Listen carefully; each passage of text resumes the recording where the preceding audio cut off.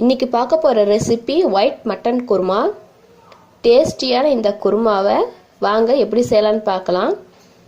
இது நீங்கள் டிஃபன் கூடவும் சாப்பிட்லாம், ரைஸ் கூடவும் சாப்பிட்லாம். ரெண்டுக்குமே டேஸ்ட்டாக இருக்கும், எஸ்பெஷலி ஃபார் டின்னர்.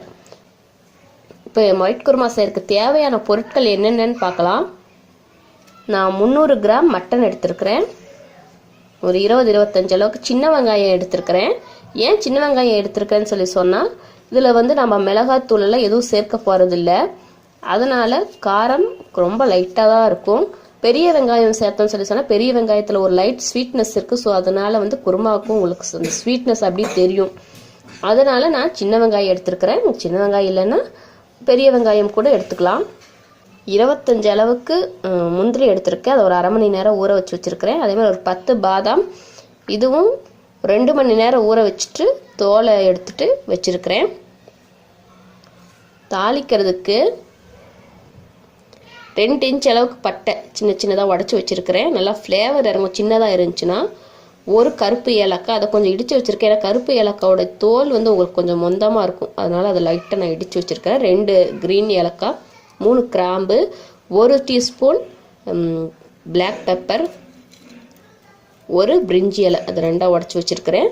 உங்களுக்கு பிளாக் ஏலக்காய் இல்லைன்னு சொன்னால் க்ரீனே கூட 2ஆக சேர்த்துக்குங்க. ஏன்னா பிளாக் நல்லா பெருசாக இருக்கும், ஃப்ளேவர் அதிகமாக இருக்கும்.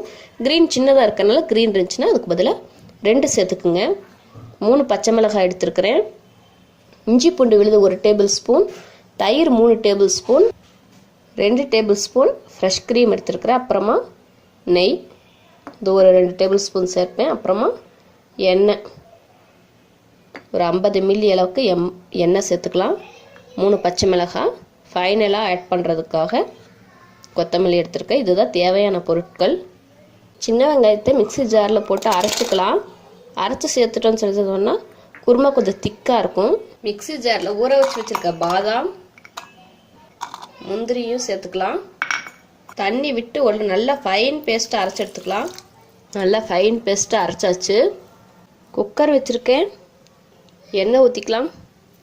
2 டேபிள் ஸ்பூன் நெய் விட்டுக்கலாம். தாளிக்கு வச்சுருக்க பொருட்கள் எல்லாம் சேர்த்துடலாம். பட்டை, கிராம்பு, ஏலக்காய், கருப்பு ஏலக்காய், பிரிஞ்சி இலை, அப்புறமா குருமிளகு, இது எல்லாத்தையும் சேர்த்துக்கலாம். இதெல்லாம் நல்லா பொரிஞ்சிருச்சு. வெங்காயத்தை சேர்த்துக்கலாம். வெங்காயத்தை நல்லா வதக்கிக்கலாம். கலர் லைட்டாக சேஞ்ச் ஆகிற வரைக்கும் வதக்கிக்கலாம். 3 பச்சை மிளகாய் சேர்த்துக்கலாம். வெங்காயம் வதங்கிடுச்சு. இஞ்சி பூண்டு விழுது சேர்த்துக்கலாம். வெங்காயம் ரொம்ப கலர் மாறக்கூடாது. மாறிடுச்சுன்னா குருமாவுடைய கலர் மாறிடும். இஞ்சி பூண்டு விழுது பச்சை வாசனை போக வதக்கிக்கலாம். மட்டனை சேர்த்துக்கலாம். நான் 300 கிராம் அளவுக்கு மட்டன் எடுத்துருக்கிறேன். நீங்கள் எவ்வளோ மட்டன் எடுக்கிறீங்களோ, உங்களுக்கு எவ்வளோ குருமாவுடைய குவான்டிட்டி வேணுமோ அதுக்கு தகுந்த அளவுக்கு சேர்க்கக்கூடிய பொருட்கள் எல்லாம் அதிகமாகவோ கம்மியாகவோ பண்ணிக்கோங்க. கொஞ்ச நேரம் இந்த மட்டன் இந்த மசாலாவோட வதங்கட்டும். மட்டன் நல்லா வதங்கிருச்சு. அதில் இருக்கிற தண்ணி எல்லாம் வெளியே வந்துருச்சு. தயிர் சேர்த்துக்கலாம்.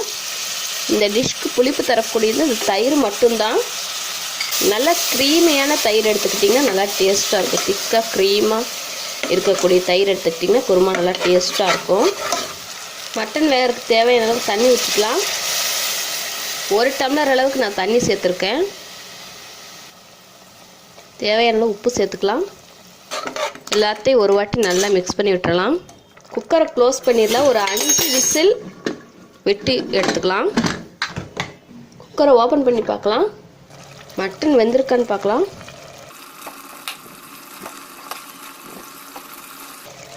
நல்லா மட்டன் வெந்திருக்குது. முந்திரி பாதாம் பேஸ்ட் அதில் சேர்த்துக்கலாம். நல்லா மிக்ஸ் பண்ணி விட்டுறலாம்.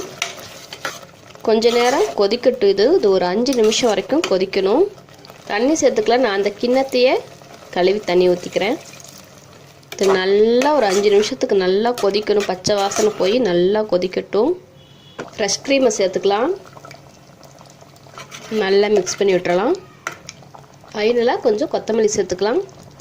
ஒயிட் மட்டன் குருமா ரெடி ஆகிடுச்சு. Creamy and tasty white mutton kurma ready.